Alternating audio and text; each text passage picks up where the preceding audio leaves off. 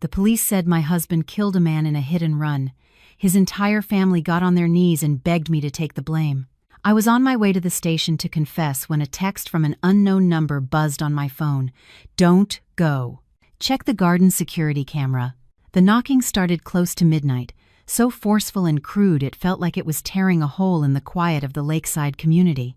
I jolted awake, my heart hammering against my ribs. The space beside me in bed, Michael's side, was still cold and empty. He'd said he had to leave for an urgent business trip to Houston in the afternoon and told me to get to bed early. I glanced at the clock. 11:30 p.m. Who would be here at this hour? Maybe he'd come home and forgotten his key. A vague unease crept over me, a chill running down my spine for no clear reason. I threw on a light robe and tiptoed down the stairs. The knocking came again, even louder this time, mixed with the authoritative call of a man's voice I didn't recognize. I peered through the peephole, and my body went rigid. It wasn't Michael. It was two men in police uniforms. Their faces were grim under the pale yellow light of the porch lamp. My stomach dropped. What was happening? Why were the police at my house in the middle of the night?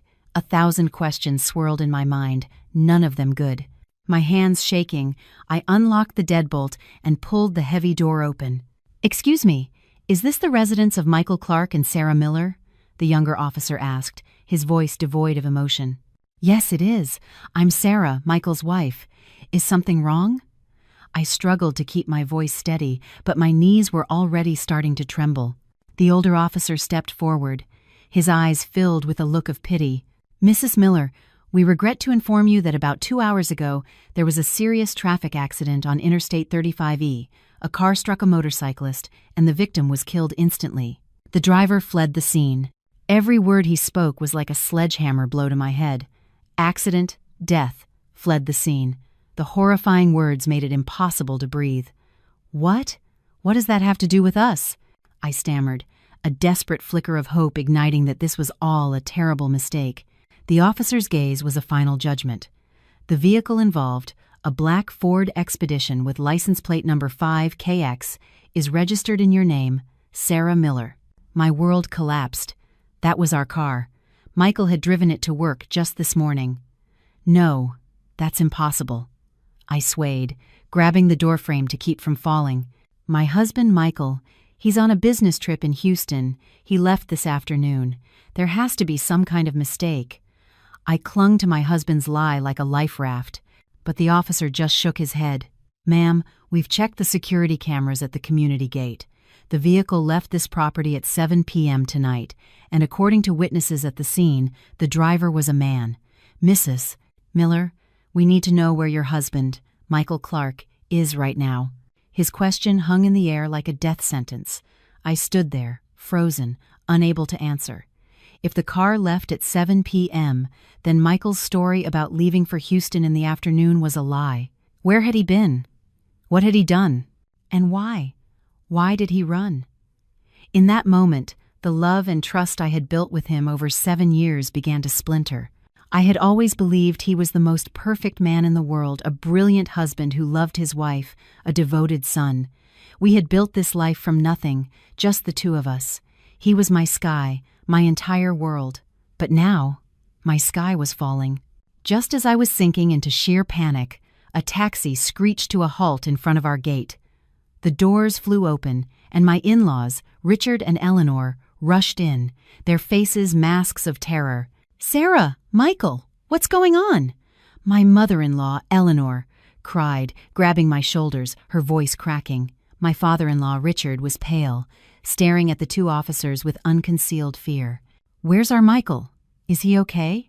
Eleanor shouted, completely oblivious to my state. In her eyes, there was only one person who mattered, her son.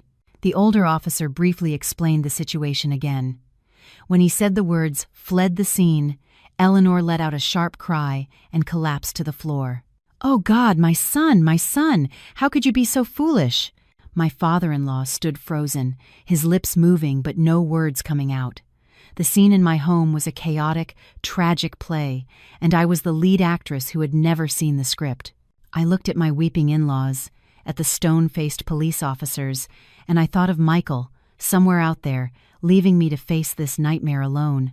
The nightmare had only just begun, and I had no idea that my role in this tragedy was far more cruel than I could ever imagine, a role that would demand a sacrifice so absolute it would defy belief. After the police officers disappeared behind the heavy iron gate, the house fell into an eerie silence. It was a thick, suffocating quiet, broken only by the choked, mournful sobs of my mother-in-law. Eleanor sat slumped on the cold tile floor, her usually neat hair disheveled, her thin hands beating against her chest. "Oh God, why is our family so cursed? Michael, oh Michael, where are you? Come home to your mother." She wept, but not a single one of her tears was for the man who was dead.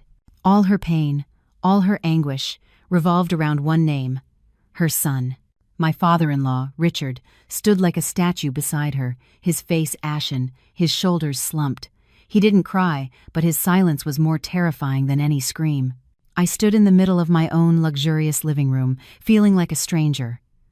My mind was a blank slate, my heart shattered. A part of me still refused to believe it, still clung to the hope that this was all a horrific mistake.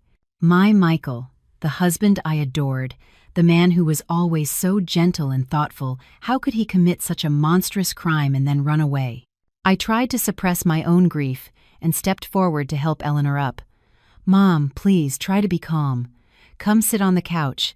I'll make you some chamomile tea to warm you up." Eleanor looked up at me, her eyes red and swollen. But in them, I saw no comfort, only a baseless, misplaced resentment. "Calm? How can I be calm? My son is about to go to prison. His whole life will be ruined. How could he have been so stupid?" I helped her to the sofa. Her hand was ice-cold and trembling.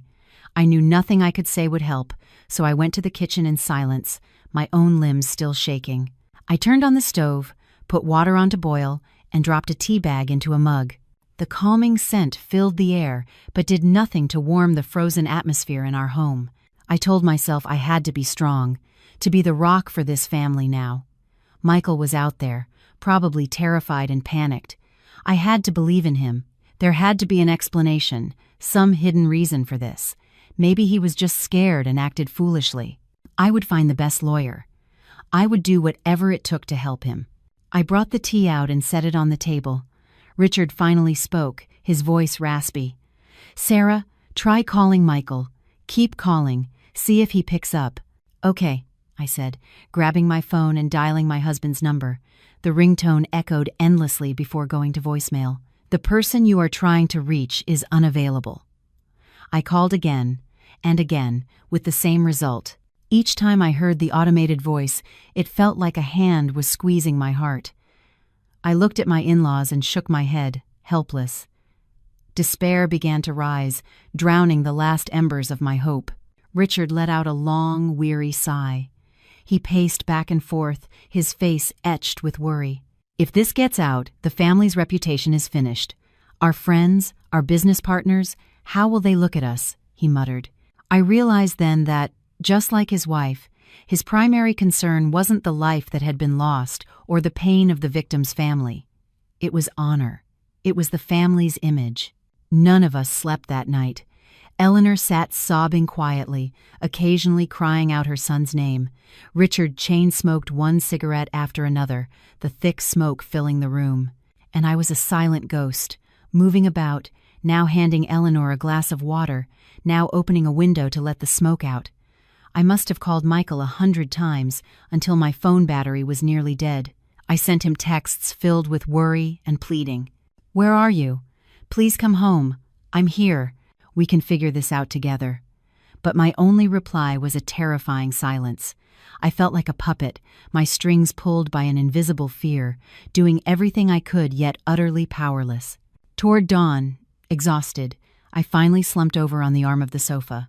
I was half asleep when I faintly heard my in-laws whispering on the balcony. They thought I was asleep. I cracked my eyes open, held my breath, and listened. "There's only one way out of this now." Richard's voice was low and decisive. "What way? Tell me. I'll do anything to save my son," Eleanor pleaded. "Don't be hasty. This needs to be calculated carefully. Michael has already fled, which makes his crime even worse. But The car is registered in Sarah's name." A long silence followed. My heart skipped a beat. Why did he emphasize that detail? What was he implying? "What do you mean?" Eleanor asked, her voice laced with suspicion. "Just think about it." Richard's voice grew softer, fading into the wind. "She's his wife. She loves him that much. And besides, she's the owner of the car." I couldn't hear the rest, but those few sentences were enough to send a chill down my entire body. What were they suggesting? Why were they dragging me into this? So what if I was the owner of the car? I tried to reassure myself that I must have misheard, that I was being overly sensitive. They were just analyzing the situation. But a feeling of unease, like a venomous snake, had already slithered into my mind, planting seeds of doubt. I closed my eyes, pretending to be asleep, but Richard's words echoed in my head. She's his wife.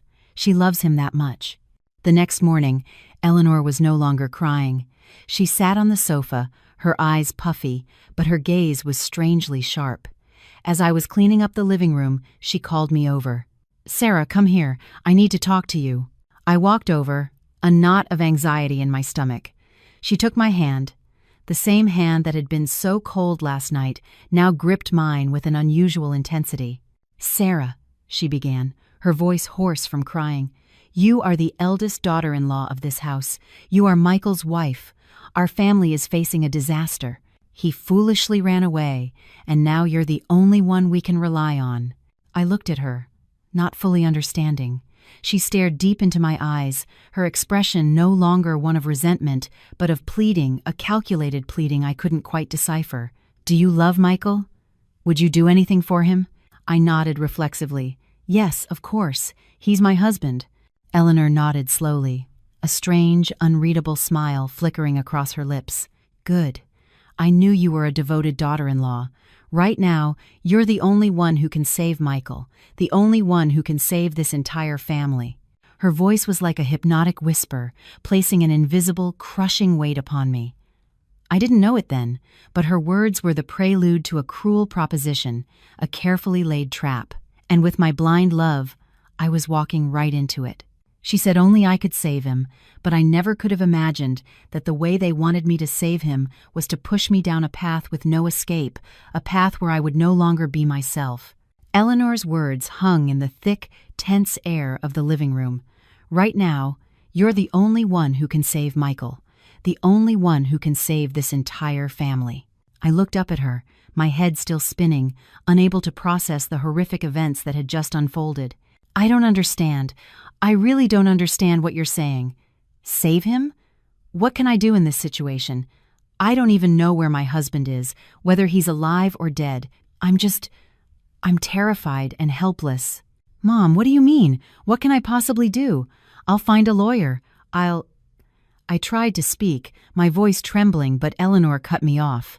She squeezed my hand tighter, her swollen eyes pleading with an intensity I had never seen before. "What lawyer can save him now, Sarah? He caused a fatal accident and fled the scene. Do you know how serious that crime is? He's looking at 15, maybe 20 years in prison. He's only 30 years old.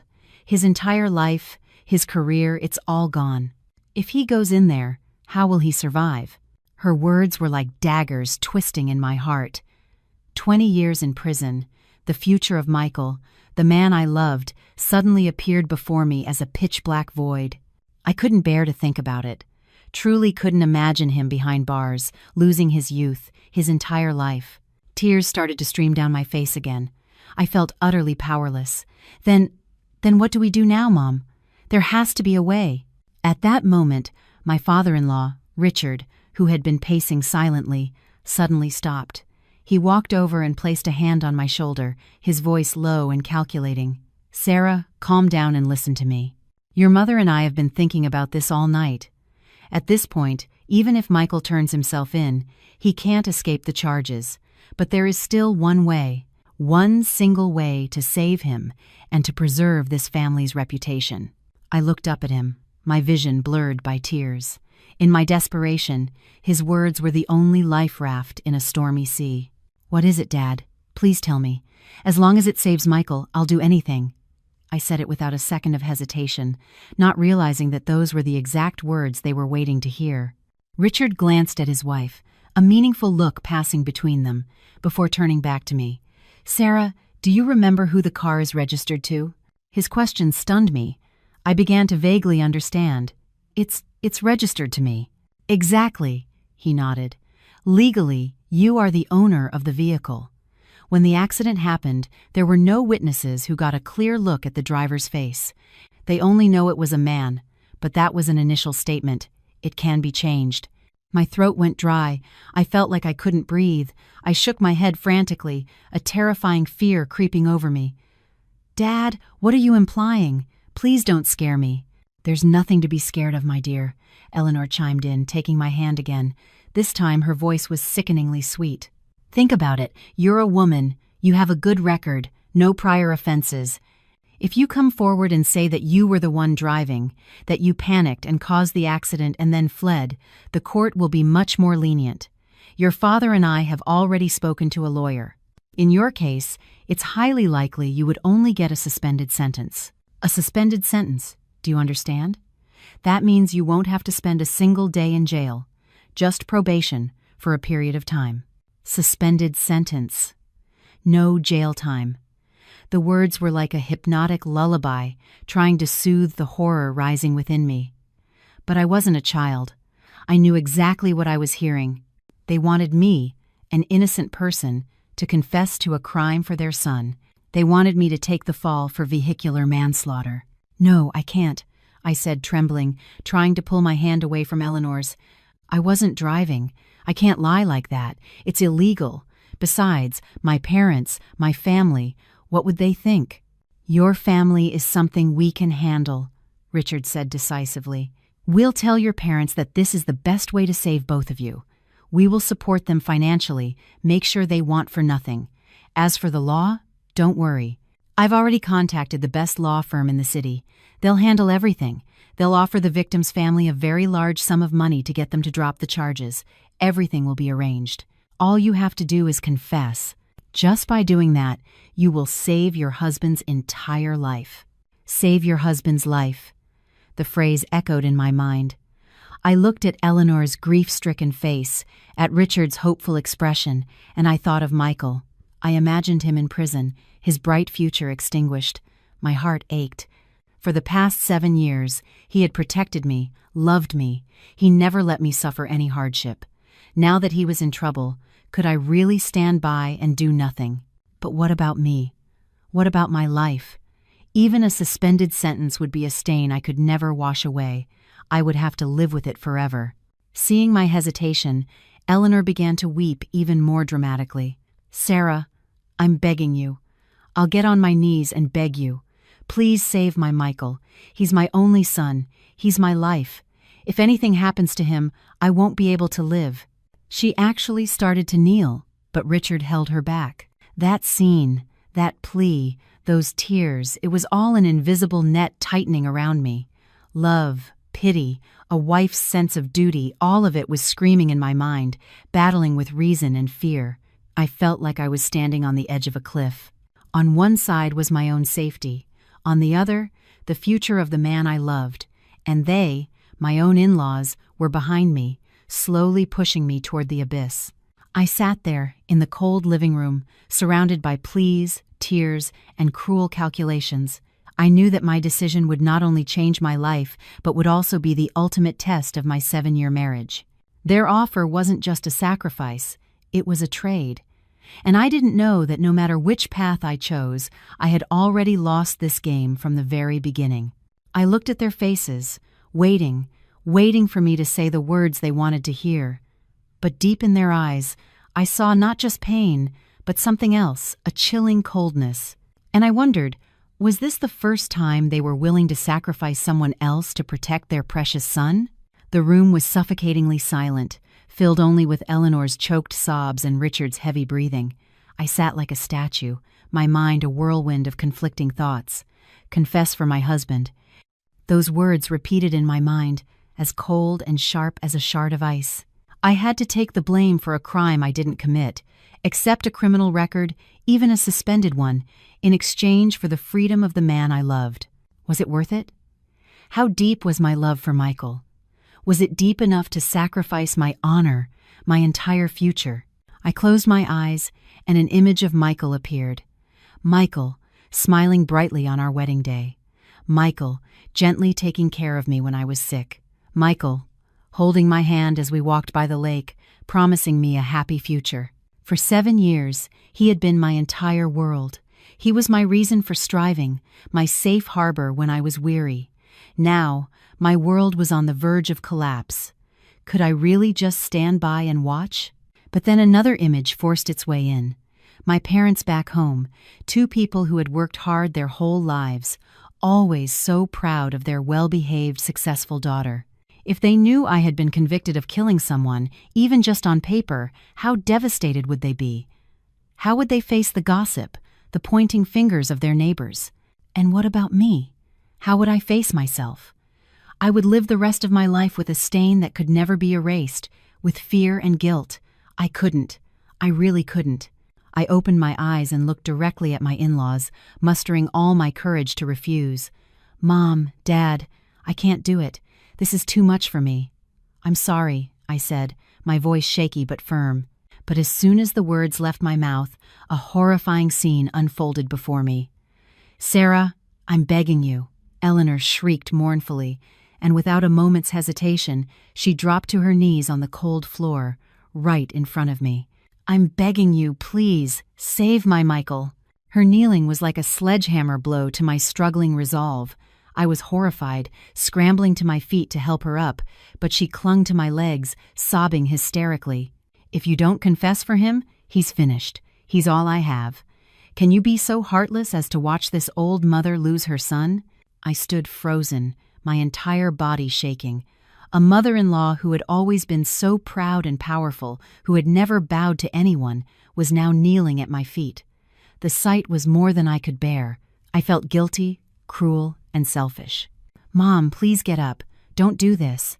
I tried to pull her up, but she wouldn't budge.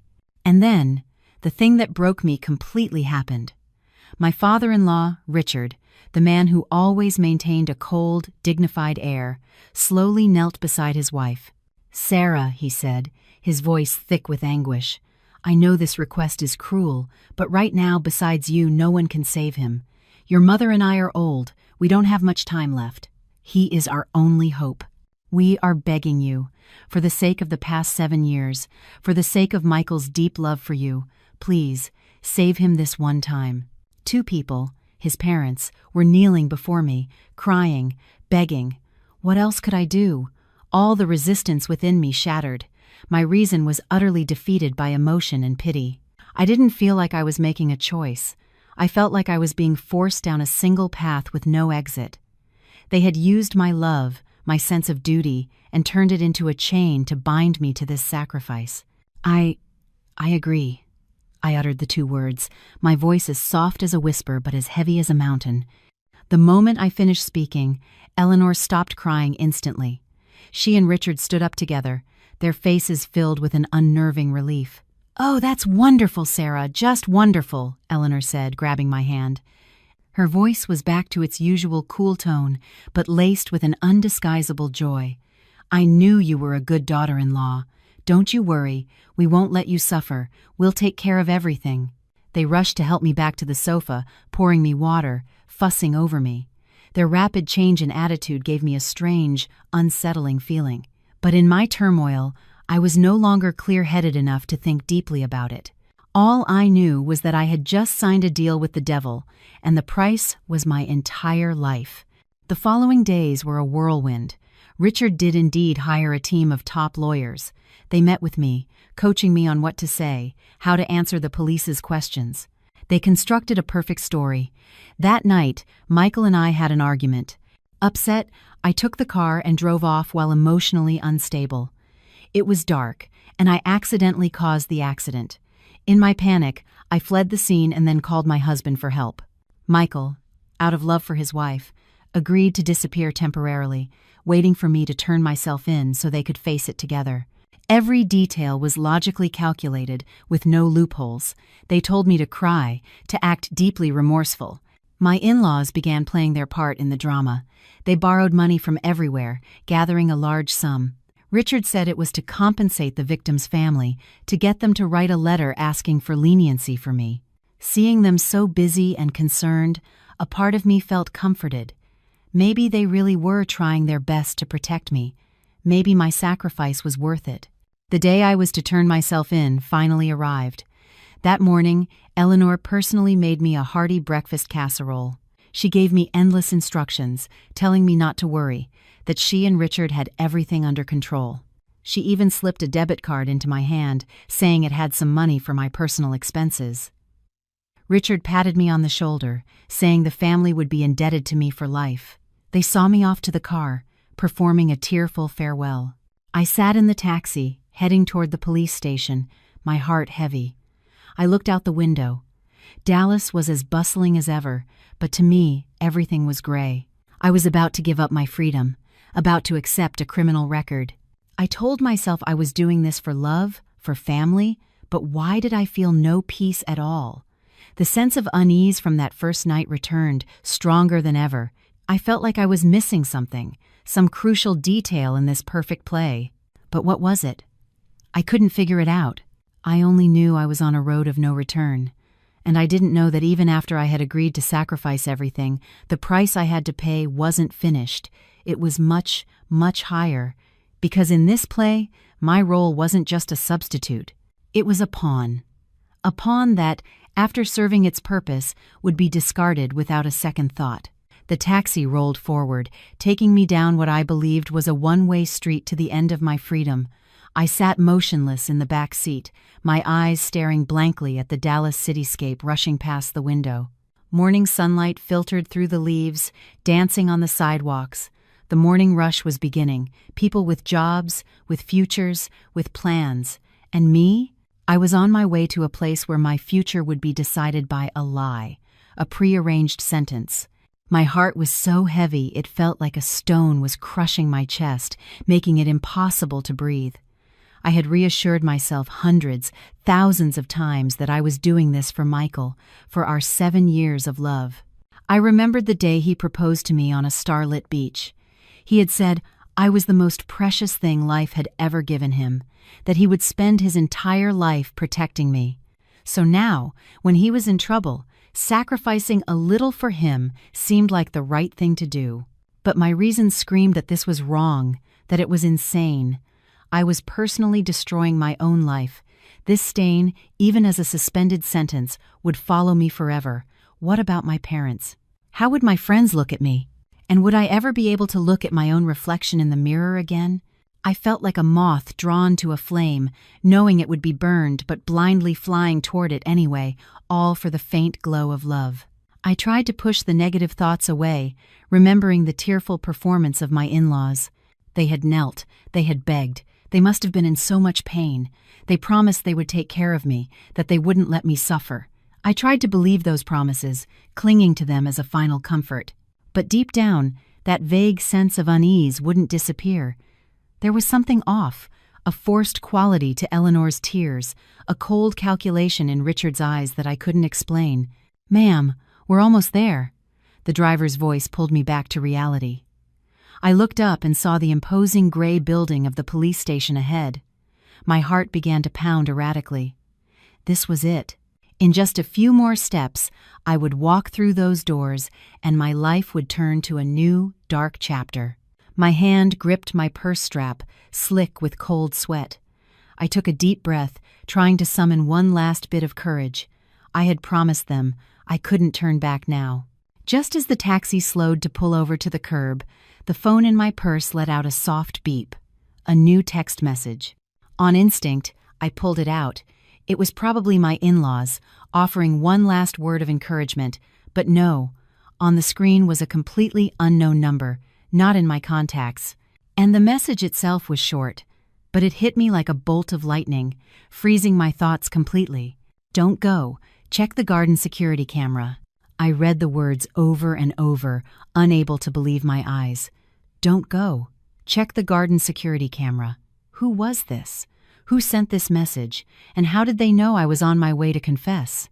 The garden camera, I suddenly remembered. A few months ago, for security reasons, we had installed a camera system around the house. One camera was mounted high up, with a clear view of the entire front yard, the gate, and the garage where Michael usually parked his car. But why check it? What did it have to do with the accident?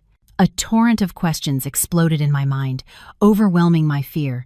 The message was too sudden, too mysterious, but it planted a powerful seed of doubt, fanning the flames of the unease I had been trying to suppress. "We're here, ma'am," the driver said, his tone expectant. I looked out the window. The iron gates of the police station were just a few yards away. I could see officers walking around inside. The moment I stepped out of this car, there would be no going back. My promise to my in-laws, the image of Michael suffering in prison, it all swirled in my head. But the words on my phone screen felt like a command, a warning from some unseen force. "Check the garden security camera." It wasn't vague advice. It pointed to a specific piece of evidence. That meant there was something on that recording that I needed to see, something my in-laws had deliberately hidden from me. Reason and emotion tore me apart. What should I do? Trust an anonymous message or continue down this path of blind sacrifice? I looked at the police station, a symbol of justice. But if I walked in there today, I would become a liar, an accomplice to obstructing that very justice. No, I couldn't. No matter how much I loved Michael, I couldn't lose myself. I couldn't turn a blind eye to a truth that was, perhaps, so close. "Driver," I said, my voice hoarse and trembling. The driver turned, waiting. I took a deep breath and made what was probably the riskiest decision of my life. "Driver, please, turn the car around." The driver looked surprised but didn't ask questions, simply and quietly making a U-turn. The taxi drove past the police station gates, leaving behind the path I had almost taken. I leaned my head against the window, gasping for air as if I had just escaped a nightmare. But I knew I had only just entered another one, a dangerous and uncertain journey to find the truth. I couldn't go straight home. My in-laws were surely there, waiting for news of my confession. If I went back now, they would be immediately suspicious. I asked the driver to take me to a small, hidden cafe in a quiet alley. I needed a peaceful place to think, to piece everything together. I sat in a corner of the cafe, the coffee in front of me long since cold. My hand was still shaking. The mysterious text message remained on my screen, the only glimmer of light in the darkness that surrounded me. I didn't know who the sender was, friend or foe, but they had given me a chance to stop before it was too late. The garden camera. That was the key. But how could I see the footage? The system was connected to the computer in Michael's home office. I had to get into that house, into that room, without anyone knowing. This game had completely changed. I was no longer a pawn waiting to be sacrificed. I was now a player, making a risky move to turn the tables. And I knew that to see that footage, I couldn't just walk in through the front door. I would have to return to my own home like a thief. The coffee in front of me had gone completely cold, but I hadn't touched it. My mind was stretched taut like a piano wire, racing to devise a bold and risky plan, return home like a thief. The irony was not lost on me. I, the legal owner of the house, now had to sneak into my own home. But I had no other choice. The footage from the garden security camera had become an obsession, a secret I had to uncover at any cost. I knew for certain that my in-laws were still at home, probably anxiously waiting for the news that I was safely in police custody. I couldn't call or text them. Any action would arouse suspicion. I needed an excuse, a plausible reason for them to leave the house, even for a short time. I thought for a long time, turning over every possibility. Then an idea struck me. My mother-in-law, Eleanor, had a weakness, her superstition. She believed blindly in psychics, in spiritual advisors, in anything related to the supernatural. I remembered a renowned psychic downtown whom Eleanor had always wanted to see, but never had the chance. I decided to use this to my advantage. Using a burner phone I'd bought earlier, I created a new messaging account with a profile picture of a spiritual symbol. I then sent a message to Eleanor, written in a mysterious and lofty tone, pretending to be the psychic's assistant. "Greetings. The master has sensed a great calamity in your household recently, a severe downturn in fortune. Out of compassion, he wishes to offer guidance on how to resolve it. Today, at 11 a.m. sharp, and for 1 hour only, the master will be present at the Serenity Grove retreat for a special blessing. If you are sincere, bring the birth dates of all family members for him to review. To be late is to be without fate. Fortune or disaster hangs in the balance. I knew it was a long shot, but given Eleanor's panicked state and her blind faith, I believed she wouldn't pass up this opportunity. I held my breath and waited. 10 minutes, then 20, passed with no reply. I started to lose hope. But then my phone pinged. It was a reply from my mother-in-law. Thank you so much. Our family will be there on time. I let out a sigh of relief. The first step of the plan was a success. The retreat was quite a distance from our house. The round trip would take at least 2 hours. That was more than enough time for me to act. I paid for my coffee and hailed a ride-share, asking the driver to drop me off in a small alley behind my gated community. I couldn't use the main entrance. Behind our house was a wall that wasn't too high, and next to it stood a large oak tree with branches reaching over into our yard. I'd seen neighborhood kids climb it to retrieve lost balls. Today, I would do the same. My heart pounded like a drum as I clung to the rough bark of the tree, scrambling up. My dress was restrictive, and my heels made me slip several times, but the thought of the truth waiting for me gave me strength. Finally, I managed to swing myself over the wall, landing safely on the soft grass below. The house was eerily silent. I crept around to the front and peered through a window. The inside was empty. They were gone. I breathed a sigh of relief and retrieved the spare key I always kept hidden under a potted plant. The side door opened with a soft creak. I slipped inside, my heart in my throat. I went straight to Michael's office on the second floor. The room was messier than usual, with papers scattered on his desk. Wasting no time, I turned on the computer. Luckily, he didn't have a password. I quickly found the camera management software. The interface appeared, showing live feeds from the 4 cameras around the house. My hand shaking, I clicked on the playback history. I selected the garden camera and rewound to the time of the accident, around 9 p.m., 3 days prior. The footage began to play. The image quality was surprisingly clear. I held my breath, my eyes glued to the screen. At first, everything was normal. The yard was quiet under the yellow porch lights. Then, I saw the front door open, but the person who stepped out wasn't Michael. It was Kevin, my reckless, irresponsible brother-in-law.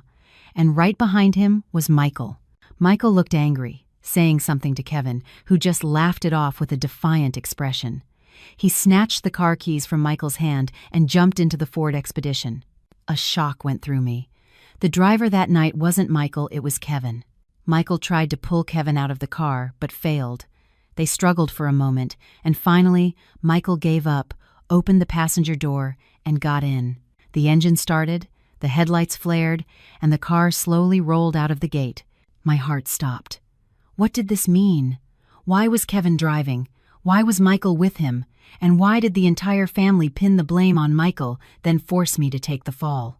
My mind was in a complete turmoil. I fast-forwarded the tape. Around 10 p.m., the expedition returned. It sped into the yard and screeched to a halt. The driver's door flew open. Kevin stumbled out, his face pale, his body trembling. Michael got out from the passenger side, looking just as horrified. I hit someone, man. I could hear Kevin's terrified voice through the camera's microphone. He's not moving. Oh God, he's not moving. Michael ran his hands through his hair, pacing frantically. I told you not to drive. You're drunk. Now look what you've done. At that moment, the front door burst open. My in-laws rushed out, probably having heard the noise. What happened? Eleanor asked, panicked. Kevin broke down, sobbing, and confessed everything. After hearing the story, Eleanor's face went white, but she didn't scold Kevin. Instead, she turned to Michael, her gaze sharp as ice. You were in the car too? Yes. I tried to stop him, but he wouldn't listen, Michael stammered. And then I heard a sentence so cruel and cold it made the blood in my veins freeze. My mother-in-law, Eleanor, stared directly at Michael and said, There's only one way. You have to go into hiding, right now. Leave the rest to me. Nothing can happen to Kevin. His future is too important." I sat frozen in front of the screen. The entire truth was laid bare, a truth more horrific and cruel than I could have ever imagined. It wasn't Michael who caused the accident, it was Kevin. And Michael didn't flee on his own, he was ordered to by his own mother. This entire drama, from Michael's disappearance to blaming him and forcing me to confess, was a conspiracy orchestrated by my mother-in-law, all to protect her precious younger son. I had been deceived. All of us, even Michael, were just pawns in her plan. A wave of nausea rose in my throat, disgust, rage, and excruciating pain. I was ready to sacrifice my life to save a husband, to protect a family, but it turned out they had never considered me family at all. I was just a tool, a convenient scapegoat. My shaking hand reached out and clicked the button to save the video file to a USB drive. Just then, I heard the familiar sound of a car pulling up to the gate. My heart leaped into my throat. They were back, much earlier than I had anticipated. What do I do? The USB drive with the video was still plugged into the computer, and I was trapped inside my own house with a deadly truth in my hand. The sound of the familiar car engine grew closer, louder, like a death knell. I froze in front of the computer screen, where the damning video file was still in the process of saving. They were back. Why were they back so soon? Was my plan exposed, or was it just a cruel coincidence? There was no time to think. Panic seized me, overriding all reason. I frantically looked around the room for an escape. The door? Impossible. I would run right into them. The window? This was the second floor. A jump would be suicide. I was trapped. Trapped in the very snare I had walked into. The sound of the iron gate creaking open was piercing and horrifying. I heard the car pull into the garage, then the slam of car doors. They were in the house. In minutes, even seconds, they would be upstairs. I stared at the USB drive still plugged into the computer. The evidence. It was the only proof that could expose their crimes and save me from this mess. I couldn't let them get it. On pure instinct, I lunged toward the computer, my trembling hand moving the mouse. I had to copy this video. I had to get it out of here. But the progress bar moved with agonizing slowness. Every percentage point felt like an eternity. Why was the retreat so empty? I didn't see any, Master. I think we've been had. Eleanor's grumbling voice drifted up from the bottom of the stairs, her footsteps drawing nearer. My heart was about to burst from my chest. I yanked the USB drive out, not waiting for the transfer to complete. I didn't know if the entire video had been saved, but I couldn't wait any longer. I had to hide. I scanned the room desperately. Under the desk? Too obvious. Behind the curtains? Not much better. Then my eyes landed on a small door leading to the office balcony. It was my only hope. I quietly opened the door, trying not to make a sound, and slipped outside. The balcony was narrow, just big enough for a few potted plants. I pressed myself against the cold wall, hiding behind a large, leafy philodendron, my heart racing. I held my breath, listening. The footsteps reached the second floor, getting closer. The office door swung open. That's strange. The computer is still on. Richard's voice was full of suspicion. Did someone come in here? I thought my heart would pound its way out of my chest, certain they could hear it. It was probably just Sarah. She must have come back for something and left again, Eleanor replied, sounding unconcerned. Forget about it. The important thing now is to figure out how to handle this mess smoothly. That text message was definitely just some bored kid playing a prank on us. They had realized the message was fake. Luckily, they didn't suspect I was behind it. I heard them rummaging around the room, the rustle of papers. They were looking for something. Here they are, Richard said. Her insurance policies and all her savings account books. We need to hide these somewhere safe. It'll be a problem if she changes her mind and comes back demanding her assets. Rage flared inside me, overwhelming my fear. Even now, all they cared about was money, my money. They didn't just want me to take the blame, they wanted to take everything I owned. They stayed in the room for a while longer, discussing how to contact the lawyer, how to arrange the lightest possible sentence for me. Every word they spoke was another stab to my already wounded heart. I stood on the balcony as a light rain began to fall. The cold drops hit my skin but were nothing compared to the chill in my soul. I had once loved and respected these people. Now I had to listen to them plot my imprisonment and steal my property without a shred of remorse. After what felt like an eternity, they finally left the office. I heard the door close, then their footsteps retreating down the stairs. I let out a shaky breath, my body going limp against the wall. I was safe for now, but how could I get out of here? I couldn't climb back over the wall. I looked down. The distance from the second-floor balcony to the ground wasn't too great. Below was a lawn. A jump might injure me, but it was the only way. I bit my lip, clutching the USB drive. I couldn't stay here. I had to get this truth out into the light. I climbed over the railing, my heart hammering. I closed my eyes, let go, and felt myself fall. Thump! I landed on my feet, and a searing pain shot through my left ankle. I crumpled onto the wet grass. The pain was so intense it brought tears to my eyes. I tried to stand, but my ankle was already swelling. I couldn't put any weight on it. I had sprained it, or worse, broken it. I lay on the grass as the rain grew heavier, drenching me. I felt a profound sense of despair. I had the evidence, but I was trapped, injured, and immobile. Just then, I heard the back door from the kitchen open. My heart stopped. Someone was coming out. It was Eleanor. She was taking out the trash. I scrambled to drag myself behind a large rose bush, but it was too late.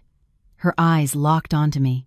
She froze for a second, her eyes wide with shock. Then, a sinister, cruel smile spread across her face. "Well, look who it is. My precious daughter-in-law. What are you doing lying here?" She walked toward me, her gaze sweeping over me, lingering on my swollen ankle. "Took a fall? You look pathetic." I didn't say anything, just tried to back away, my hand still gripping the USB drive. But she saw it. Her eyes narrowed. "What's that in your hand? Give it to me." She lunged, trying to snatch the USB drive from me. I fought back, using all my remaining strength to hold on to my only piece of evidence. We struggled in silence, the only sounds the falling rain and our ragged breaths. Then, in the chaos, I felt another hand, a man's hand, clamp down on my neck from behind. I couldn't breathe. My consciousness began to fade. Before I blacked out, the last thing I saw was Richard's face, cold and merciless, as the USB drive was brutally ripped from my hand. The truth I had risked everything for, was it now to be buried forever in that dark, rainy night? I woke up to a familiar, damp, musty smell. My entire body ached, especially my neck and ankle. I opened my eyes to suffocating darkness. It took a while for my vision to adjust, and then I realized where I was. The stench of animal waste, the smell of rotting hay, the cold cement floor. I was in the dog kennel, the same large kennel where they used to keep their German shepherds, a place I used to walk past with a shudder.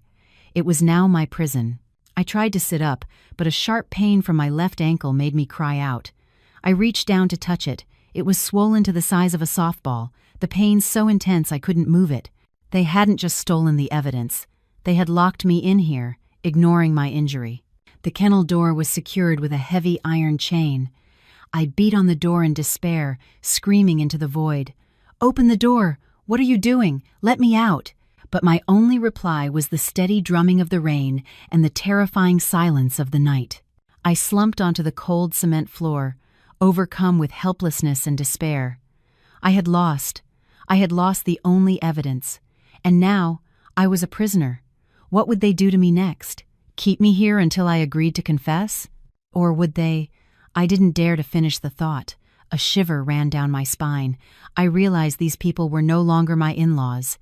They were monsters in human skin, willing to do anything to protect themselves, even if it meant getting rid of me. I don't know how long I sat in the darkness. Time seemed to stand still. The pain in my leg, the hunger, and the cold began to torment me. I huddled in a corner, trying to conserve what little body heat I had. My tears had run dry, leaving only rage and a fierce will to survive. I couldn't die here. I had to live. I had to find a way out. I started crawling around the kennel, feeling my way in the dark, hoping to find a gap, a weak spot. But it was useless. It was built of solid brick and chain-link fencing. There was no escape.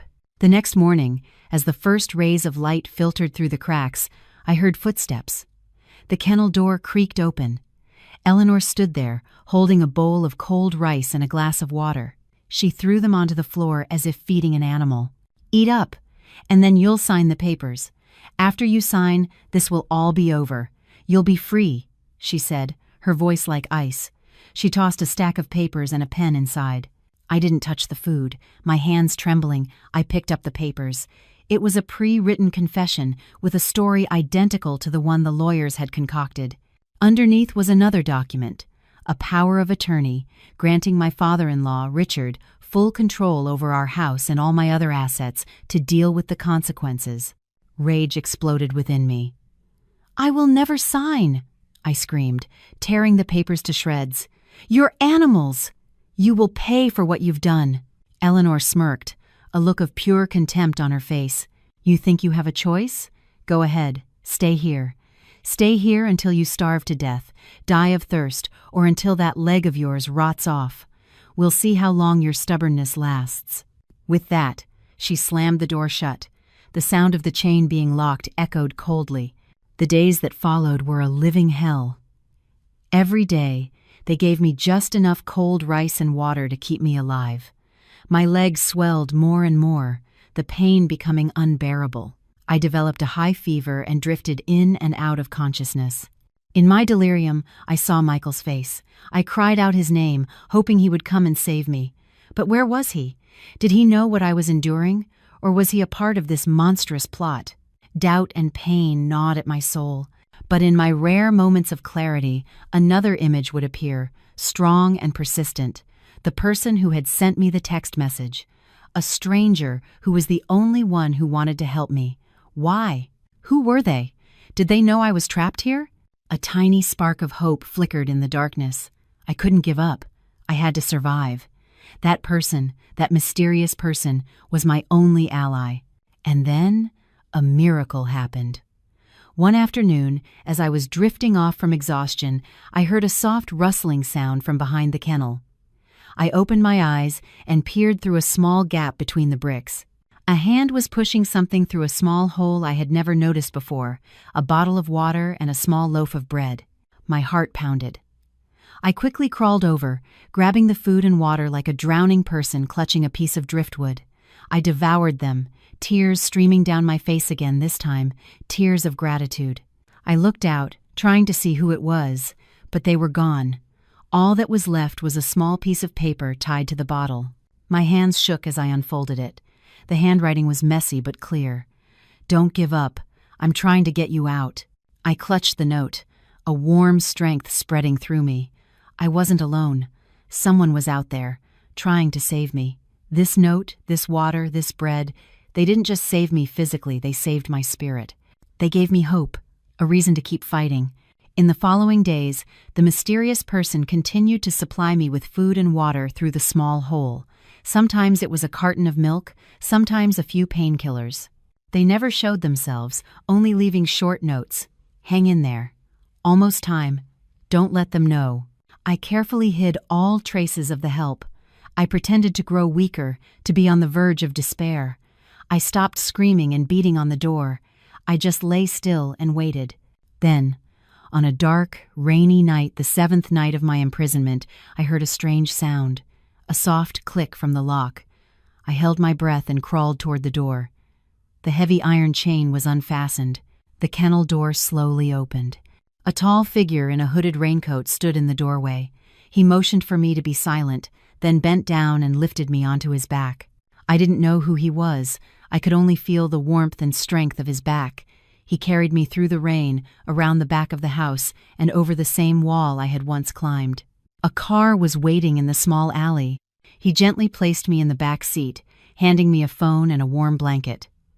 Before closing the door, he said one sentence, his voice deep and surprisingly familiar.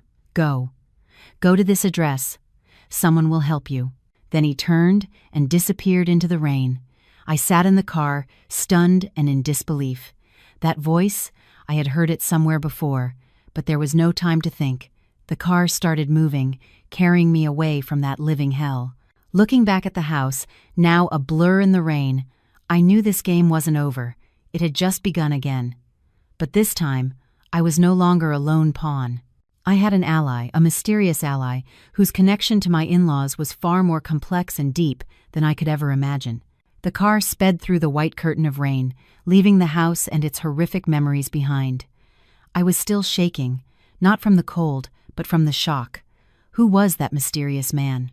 His voice was both strange and hauntingly familiar, echoing in my mind. He had risked his own safety to save me. Why? I had no answers, only the knowledge that I had been given a second chance at life, a chance to turn the tables. I looked down at the phone he had given me. The screen lit up with an address for a luxury serviced apartment building downtown and a short text. "Go there and call this number. Her name is Chloe. She will take care of you." I followed the instructions. The car took me to a sleek, modern high-rise with tight security. I dialed the number. A young, professional woman's voice answered. "Hello, is this Sarah? Please come up to the 25th floor, apartment 2508. I'm waiting for you." Her tone was competent and trustworthy, and I felt a small sense of relief. Apartment 2508 was spacious and modern. The woman, Chloe, looked to be in her late 20s, with a sharp, intelligent energy. She had everything prepared. "Hi, Sarah, I'm Chloe. Please come in. I've run a warm bath for you and have some light food ready. You need to rest." She helped me to the sofa, her eyes filled with pity as she looked at my swollen ankle and disheveled state. "About your ankle, I've already called a trusted physical therapist. He'll be here shortly. Don't worry, you are completely safe here." Chloe's efficiency and kindness were deeply moving. After the therapist reset my ankle and wrapped it carefully, the pain subsided significantly. I quickly ate a bowl of hot soup, and then, unable to hold back any longer, I asked, "Chloe, can you please tell me who saved me?" Chloe hesitated for a moment, then sighed. "I'm sorry, Sarah. He instructed me not to reveal his identity. He just wants to help you anonymously." "But why? Why is he helping me?" I pressed. Chloe was quiet for a moment. "Perhaps it's because he was also a victim of that family, and perhaps in you he sees the image of someone he wasn't able to protect in the past." A victim? Someone he couldn't protect? Chloe's words only deepened the mystery. What kind of feud did he have with my in-laws, and who was this person from his past? I didn't ask any more questions. I knew Chloe wouldn't tell me, but a new resolve formed within me. I would find out who he was, if only to thank him properly. That night, for the first time in over a week, I lay in a soft, clean bed, but I couldn't sleep. The nightmares of my captivity, the cruel faces of my in-laws, and above all, the truth about Kevin's crime and the family's cover-up played over and over in my mind. I had lost the USB drive, but its contents were burned into my brain. I had to get it back. I had to make them pay. The next morning, Chloe had breakfast and a fresh set of clothes ready for me. "Sarah, he told me to give you this." She handed me a new laptop and another phone. He said, "Now we begin the counterattack." Chloe's eyes glinted with determination. "He's installed special software on the laptop. Do you remember the password to access your home security camera system?" I nodded eagerly. "I remember it perfectly." "Excellent." Chloe smiled. "We're going to try to access the system remotely. If they haven't deleted the data, we'll get that video back." My heart hammered as I typed in the IP address and password. Chloe and I both held our breath. And then, the camera management interface appeared on the screen. They hadn't deleted it. Perhaps they were too confident after getting the USB drive, or maybe they just weren't tech-savvy enough to know the data was still on the hard drive. My hand trembled as I clicked on the playback history. My heart nearly leaped out of my chest when I saw the video file from that fateful night was still intact. "We got it," Chloe whispered excitedly. We quickly downloaded the video to the laptop and made multiple backup copies. Holding the irrefutable evidence in my hands, I felt a surge of strength. The fear was gone, replaced by cold fury and a meticulous plan for revenge. "Chloe, help me contact the best lawyer you know," I said, my voice eerily calm, "and help me find information on the victim's family from the accident. I want to meet them." Chloe nodded without hesitation. "Consider it done." In the following days, apartment 2508 became our secret command center. Chloe, with her connections and quick thinking, put me in touch with a renowned female attorney, Jessica Vance, known for her sharp intellect and integrity.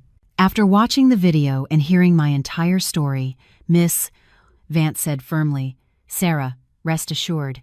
With this evidence, we can not only expose their crimes but also ensure you are properly compensated for all your suffering, both material and emotional." Chloe also found information on the victim's family.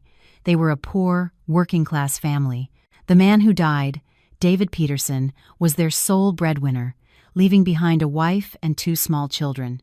The accident had been a small news brief, and the fact that the driver had fled was not widely reported, likely due to my in-laws using money to keep it quiet. This only fueled my rage.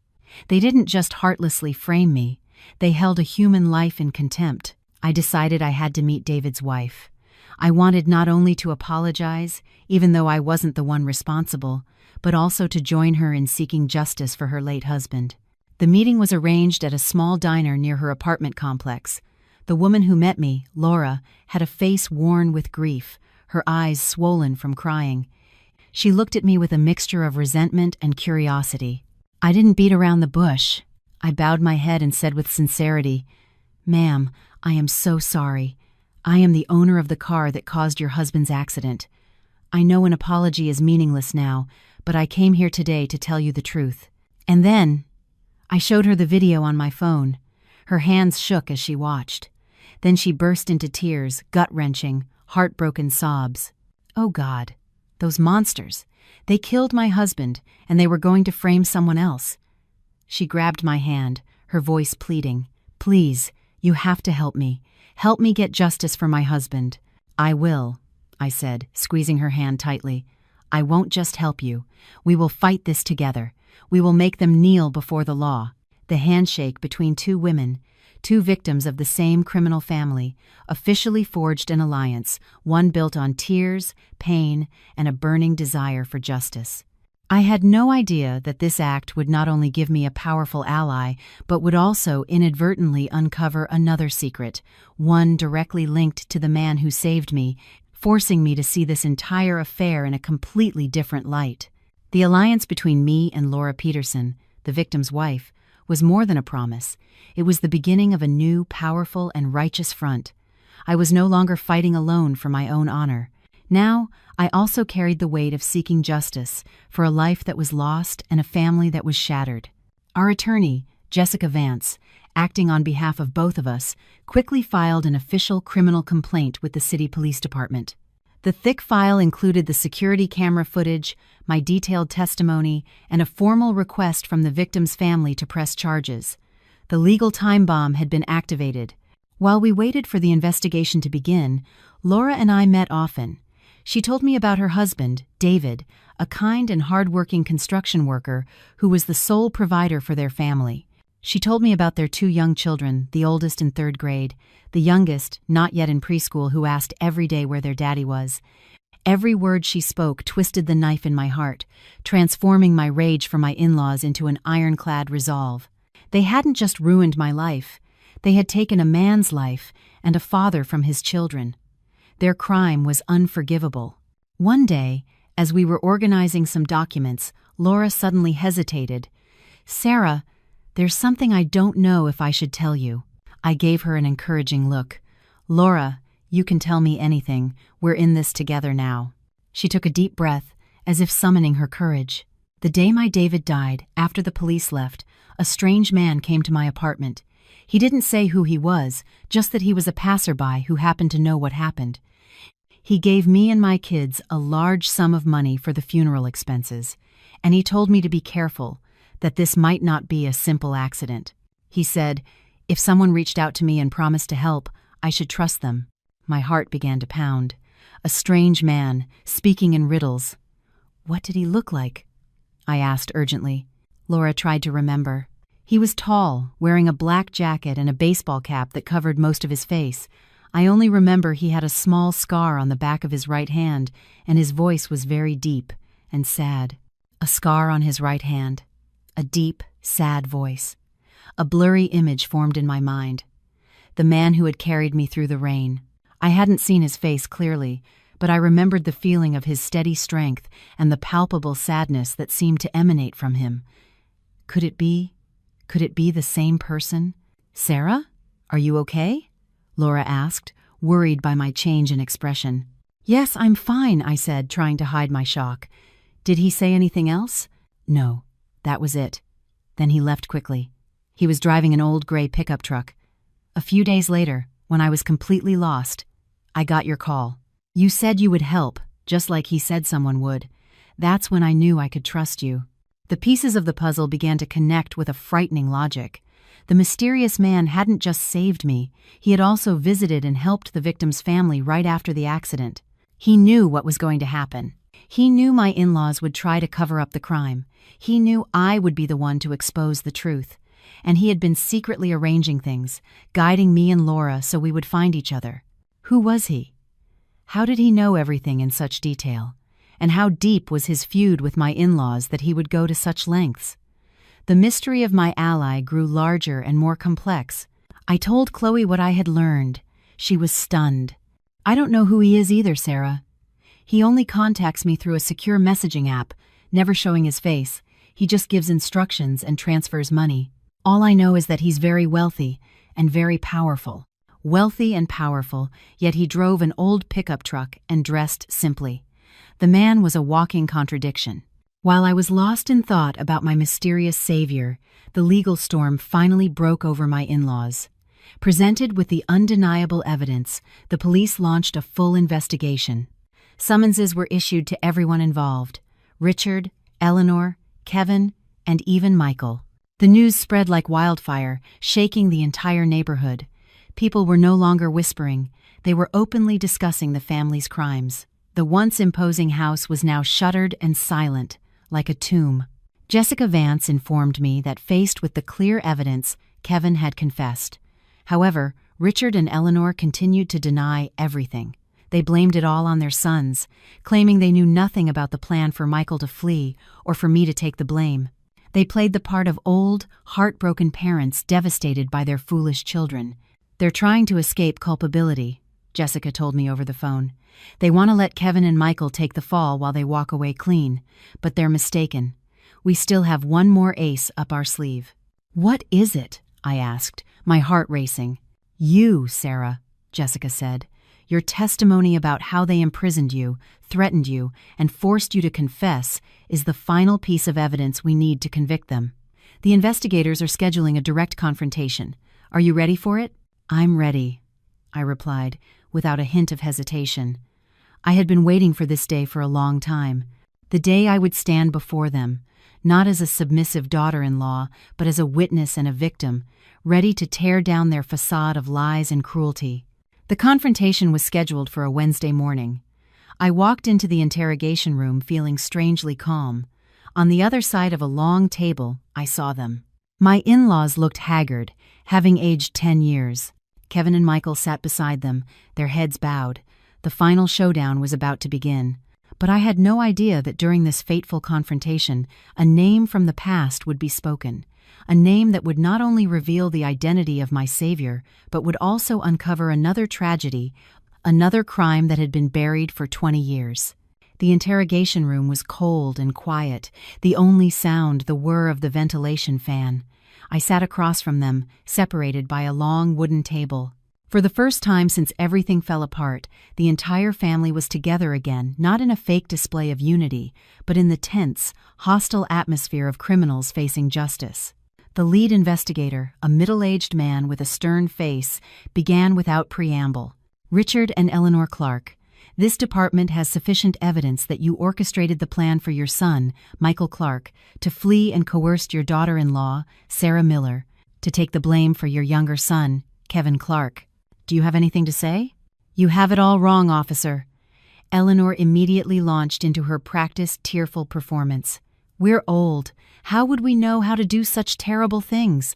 We had no idea where Michael went or what he was doing. As for Sarah, she's our daughter-in-law. She saw her brother-in-law made a foolish mistake and, out of love, she offered to help. We would never force her." She spoke so smoothly it was clear she had rehearsed this 100 times. Richard nodded in agreement. "That's right, officer. We knew nothing. It was all arranged between the two brothers. Their audacity was almost laughable. I remained silent, waiting. The investigator turned to me. "Sarah, do you have a response to Mr. and Mrs. Clark's statement?" "Officer," I began, my voice clear and strong, each word a hammer blow. "Everything they just said is a complete lie." And then I told them everything. I recounted the whispered conversation I overheard on their balcony. I described how they knelt and begged and manipulated me into confessing. I detailed every promise, every coercive act. My testimony was detailed, logical, and raw with emotion. The color drained from my in-laws' faces. They looked from me to each other in a panic. "You're lying! You're slandering us!" Eleanor screamed, her pitiful act forgotten. The investigator held up a hand to silence her. "Mrs. Clark, we have a witness who overheard your family's entire conversation that night. Would you like to confront this witness?" His words hit them like a lightning strike. Eleanor was speechless, her face ashen. I knew that witness could only be my mysterious ally. The confrontation moved on to Kevin and Michael. After days in custody, Kevin's arrogance was gone. He admitted to everything: drunk driving, causing the accident, and following his mother's orders to let his brother take the blame. When asked about his parents' role, he hesitated, glancing at Eleanor. But under the investigator's unwavering stare, he finally mumbled, "It was my mom." She told Michael he had to run. She said she would take care of everything. The confession from her precious son was the final blow to Eleanor's wall of lies. She slumped in her chair, trembling. The confrontation could have ended there, their crimes exposed. But then the investigator asked an unexpected question, one that opened the door to a far more horrific secret. "Richard Clark," the investigator said, looking directly at my father-in-law, who had been trying to maintain his composure. "During our investigation, we discovered a rather complex history between your family and the victim's family. Specifically, 20 years ago, you were involved in a bitter land dispute with the victim's father, a Mr. Robert Peterson. That dispute ended with a fire at Mr. Peterson's home, which left him severely burned and forced him to sell the disputed land to you at a fraction of its value. Can you explain that?" The room went still. I was stunned. A land dispute? A fire? Why had I never heard of this? I looked at my father-in-law. His dignified face was now completely white, sweat beading on his forehead. I don't... That was a long time ago. It has nothing to do with this accident," he stammered, his usual confidence gone. "No connection?" the investigator pressed, his voice sharp as steel. "Then why is it that after your son killed a man, the first thing your family did instead of seeking medical help or calling the police was to cover up the crime and silence the victim's family? Could it be that this wasn't just a simple traffic accident? Could it be that the death of David Peterson, Robert Peterson's son, was something your family wanted?" "No, it wasn't like that," Richard shouted, his panic and fear a blatant confession. And then, in his desperate state, he blurted out a name that made everything clear. "It was Daniel. It was all Daniel's idea. He manipulated me. He said this was a God-given opportunity to settle old scores for good." Daniel. The name was so familiar. I searched my memory, and then it hit me. Daniel. That was the name of my savior, the mysterious man. I remembered what Chloe said. He was also a victim of that family. He sees in you the image of someone he couldn't protect in the past. I remembered what Laura, the victim's wife, had said about the stranger who told her to trust the person who came to help. It wasn't a stranger on the road. He was intimately connected to the tragedy from 20 years ago. The room fell silent again. But this silence was far more terrifying. A simple hit and run had unmasked a 2-decade-long feud, a past crime, and a premeditated murder plot. I looked at the family I had married into, and they seemed like monsters. I realized I had accidentally stumbled into the center of a revenge play, one whose director had remained hidden in the shadows. But who was he really? What was his relationship to the victim's family? And why did he choose me to be his instrument of justice? The name Daniel, blurted out in a moment of panic by my father-in-law, was the final key that unlocked a secret that had been sealed for 20 years. The entire interrogation room felt suspended in time. "Daniel." The mysterious man who saved me, who had orchestrated everything from the shadows. Who was he? What was the connection between him, the victim's family, and my in-laws?